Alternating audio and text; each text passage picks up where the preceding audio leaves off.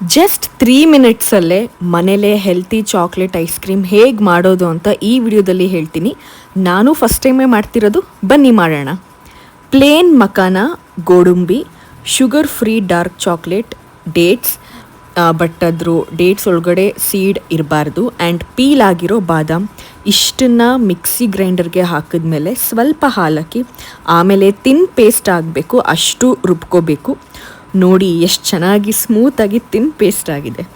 Glass ಕಂಟೈನರ್ಗೆ serve ಮಾಡಿದ್ಮೇಲೆ last spoon ನಾನೇ taste ಮಾಡಿದೆ, ಯಾಕಂದರೆ ಅಷ್ಟು ಯಮ್ಮಿಯಾಗಿ ಕಾಣಿಸ್ತಿತ್ತು. ಬೌಲ್ನ ಕವರ್ ಮಾಡಿ ಫ್ರೀಝರಲ್ಲಿಟ್ಟೆ. ಝೂಂಬಾಗೆ ಹೋಗಿ ಬಂದ ಮೇಲೆ ಆಫ್ಟರ್ 3 hours ಬೌಲ್ನ ತೆಗೆದು ಚೆಕ್ ಮಾಡಿದೆ. ಫುಲ್ ಕೋಲ್ಡಾಗಿ ಗಟ್ಟಿಯಾಗಿತ್ತು. ಫಸ್ಟ್ ಸ್ಪೂನ್ ಟೇಸ್ಟ್ ಮಾಡಿದೆ, ಸೂಪರಾಗಿತ್ತು. ಬಾದಾಮ್, ಗೋಡಂಬಿ, ಡೇಟ್ಸ್ ಎಲ್ಲ ಚಿಕ್ಕ ಎಲ್ಲ ಪೀಸ್ ಆಗಿತ್ತು. ಅದೆಲ್ಲ ಫ್ಲೇವರ್ ಟೇಸ್ಟ್ ಅಂತೂ ಸಖತ್ತಾಗಿತ್ತು.